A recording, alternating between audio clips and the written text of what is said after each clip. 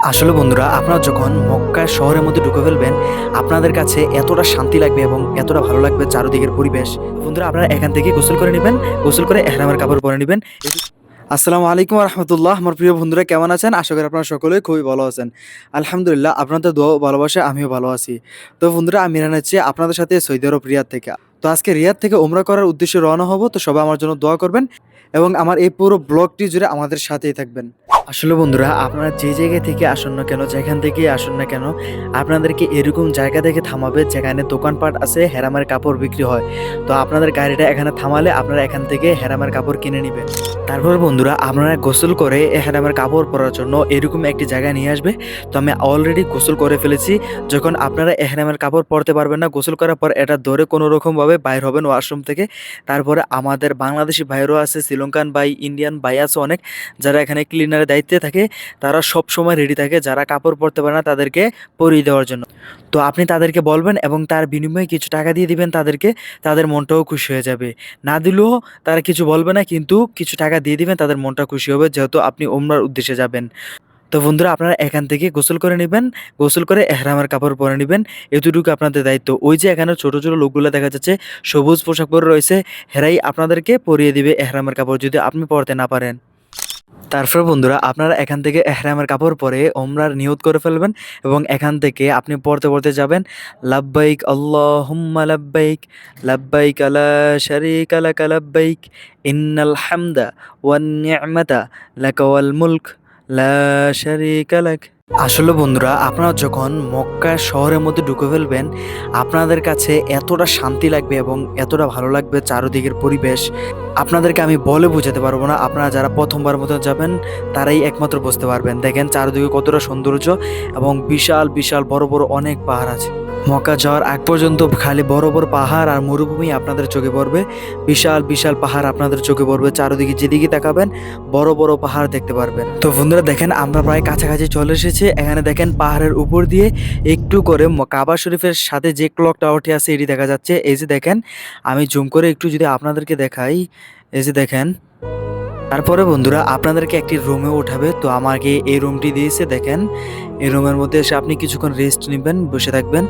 এই যে দেখেন, এটি হলো আমাকে এই রুমটি দিয়েছে। তো এখন আমরা রেডি হয়ে এখান থেকে আমাদের ব্যাগ রেখে কাবা শরীফের উদ্দেশ্যে রওনা দিলাম উমরা করার জন্যে। তো বন্ধুরা, এখান থেকে আমি একটি 10 মিনিটের রাস্তা, আমি একটি গাড়ি নিয়ে নিলাম। গাড়ি এখানে নামানোর পর এখন দোয়া পড়তে পড়তে আপনি কাবা শরীফের উদ্দেশ্যে পায়ে হেঁটে যাবেন এবং চারিদিকের সৌন্দর্য আপনি উপভোগ করবেন। এই সেই ক্লক টাওয়ার, যেটা পাহাড়ের উপর দিয়ে একটু একটু করে আমরা দেখেছিলাম। এবং আমার সাথে আমার পাকিস্তানি ভাই এবং মাসরি ভাই আছে, মিশরীদেরকে মাসরি বলা হয়। এবং দেখেন ওইখানে জালালি কবুতর কতটা সুন্দর দেখাচ্ছে। তো আমার প্রিয় ভাইয়েরা, চলে আসলাম জীবনের প্রথমবারের মতন এই সৌন্দর্য দেখতে, চলে আসলাম জীবনের প্রথমবারের মতো মহান আল্লাহ তাআলার ঘর দেখতে, ঘর তাওয়াফ করতে। সবাই আমার জন্য দোয়া করবেন। মহান আল্লাহ তাআলা যেন আমার প্রত্যেকটি বাইরে মহান আল্লাহ তাআলার ঘর নিজ চোখে সরাসরি দেখার তৌফিক দান করে এবং এখানে আসার এবং তাওয়াফ করার তৌফিক দান করে। মহান আল্লাহ তাআলার কাছে আমার ফরিয়াদ থাকবে, আপনি যখন চারিদিকে তাকাবেন কাবার শরীফের সামনে এসে, শুধু আপনার চোখের শান্তি লাগবে, শুধু শান্তি লাগবে।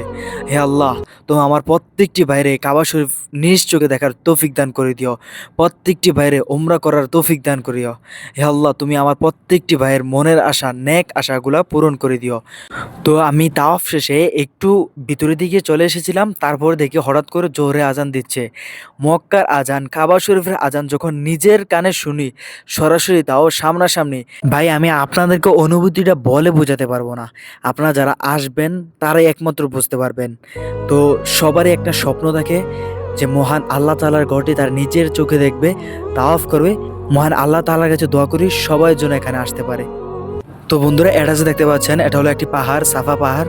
তারপরে এখানে সামনে কিছুক্ষণ সামনে কিছুটা পথ সামনে হলো মারোয়া পাহাড়। তো আপনারা এই দোনো পাহাড়ের মাঝে দৌড়াতে হবে, 7 বার ঘুরান দিতে হবে। তো আপনারা এখানে 7 বার ঘুরান দিবেন। তো আমি এখানে দৌড়াচ্ছি। আপনার একটা নির্দিষ্ট এখানে একটা চিহ্ন আছে, গ্রিন চিহ্ন, ওইখান থেকে একটু জোরে দৌড়াবেন। তারপর গ্রিন চিহ্ন থেকে পার হওয়ার পর একটু আস্তে দৌড়ালেও সমস্যা নাই। তো বিশেষ করে ওই জায়গাটা আপনাকে একটু জোরে দৌড়াতে হবে। তো এই যে দেখেন গ্রিন চিহ্নটা, এখান থেকে আপনার জোরে দৌড়াতে হবে গ্রিন চিহ্নটার শেষ মাথা পর্যন্ত। তো শেষ মাথা যেখান থেকে হবে ওইখান থেকে আপনি আবার আস্তে আস্তে একটু দৌড়াতে পারবেন, সমস্যা নাই। তো কারণ পথটা একটু মোটামুটি দূরে দূরের। তো এটা হলো আবার মারোয়া পাহাড়। তো এই সাফা মারোয়ারে আপনার 7টা ঘুরান দিতে হবে, 7টা চক্কর দিতে হবে। প্রিয় বন্ধুরা, সাফা এবং মারোয়া যে পাহাড় আছে, এই দুই পাহাড়ের মাঝে আমাদের নবী হজরত ইব্রাহিম আলাইসাল্লাম এবং হজরত ইসমাইল আলাইসাল্লামের অনেক ইতিহাস রয়েছে।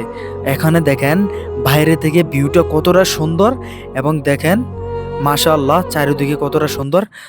তো যারা প্রথম উমরা করবেন তাদের এখন চুল কেটে নিতে হবে, পুরা চুল ফেলে দিতে হবে।